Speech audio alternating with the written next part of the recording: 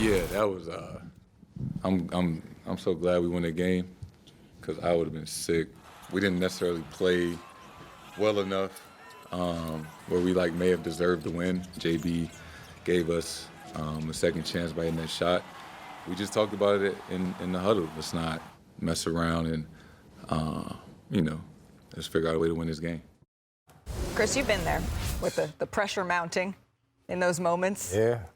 Yeah, been there, still there. But I mean, if you look at Tatum's stat line, right? He had a pretty dang good game. But after even he is admitting that we would be talking about him very differently, Stephen A., if they'd lost. So when do these questions, the questioning, when does that stop for him? When he closes the deal. Always be closing. Glenn Glary, Glenn Ross, one of my favorite movies. Always be closing. You've got to close the deal. Jayson Tatum is a star in this league. Nobody questions his talent, his commitment, his desire, his commitment to excellence. He's been in 5 conference championship games. He's been in an NBA Finals. We know what this brother's done. Remember Game 6 against Milwaukee years ago? They down 3-2, right. And this brother rolls up in Milwaukee and drops 46. We've seen him show up in big moments, and we've seen him fail to show up in big moments. You are wearing a Boston Celtic uniform. We've got a legend, a Hall of Famer over there, Mike Wilbon, that's been covering the sport for 40 damn years. The bottom line is this. No, it's complimentary, my brother. It's complimentary.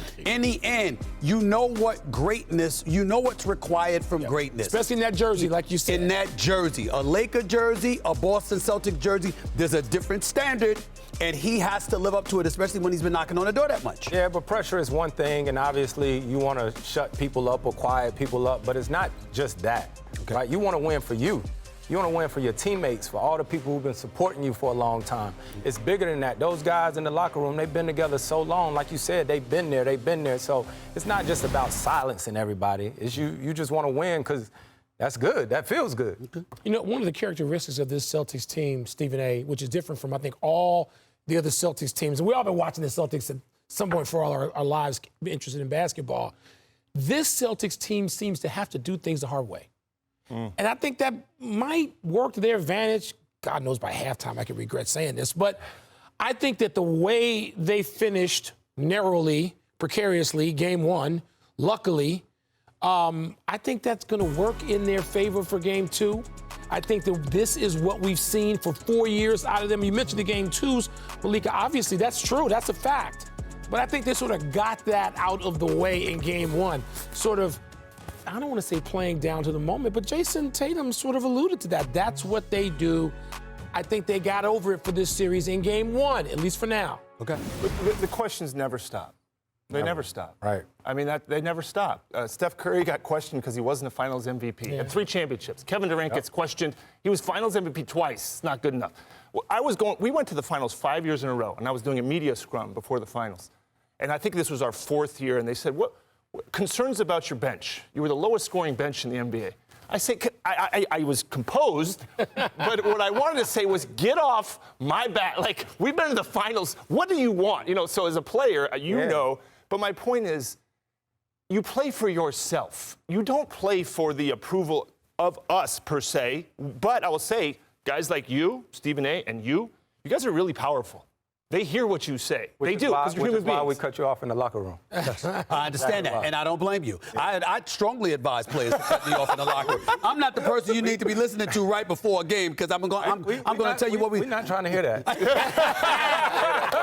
I ain't gonna lie to you. Exactly. But I will say this. I get where you're coming from, but correct me if I'm wrong. Legacy does matter. When it's all over, when it's said and done, and we sit and we write your epitaph, even as you're still alive, and we're talking about what you've done. That's when it's cemented. Sure. And when you're playing, even though I understand you're not thinking along those lines, when you're great, and you know you're great, and you've cemented greatness in the mind's eye of everybody Tatum else. is still so far from it. Right. Still so far. Somebody's sitting right 3 feet from me, 4 feet. You have given your career everything, right? You've gotten, I don't know you that well, but I imagine you ate right, you've trained right, you've fought right. He does that. Oh, Lord. And you haven't gotten Don't get us started with that. For Mr. you, for Plant-based. example, how do you, you got to go to bed and be like, what am I did everything. I'm doing everything I can. I tell you, I talked to J.J. Redick when we was teammates on his podcast about this. All the time that you invest, right? And that's why I say when you're playing, you're not just playing for yourself. You know, some people have kids, you have a wife, parents, whatever you may have, your family, your support system. All these people are riding for you day in and day out. My homies back home in North Carolina, when they go to the barbershop, they riding for me. Right. You know what I mean? Wherever. So you're not just playing for yourself. You represent so much more than yourself. So when you win, right, and I haven't had an opportunity to do that, but the guys that I know, you know, once they win one, they want to win another one, and another one. So it's never over, especially if you love to do this. Well, somebody needs to say this to you, CP3, on national television. I don't know if everybody's going to want to say this, but I'm going to say it to you. You see, when you say that, we going to take it.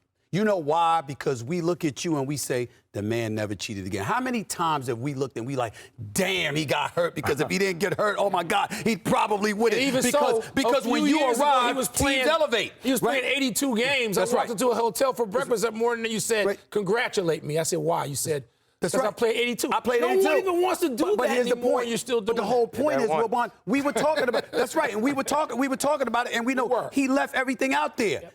Everybody in the league can't say that. There's plenty of people we look at and we going like this. Did they leave everything out there? Yeah. That's the difference. Well, and with Jayson Tatum, after the 2022 finals, which you had a front row seat to, even he was saying, Bob, I feel like I could have done that's what I was going to say, Malika, because why do we question this player in particular? Because we think he can be better. That's all. That's all it is for me. You think he can close? Yeah, I think he has it in him. So when we ask the question, we know he's capable, right? That's what I don't think. I know. You know, I've known JT for a long time. He's a killer, man. Right. He's a great player, and just watch him. Well, we ain't asking questions about scrubs. We ain't asking questions about scrubs. We know they can't.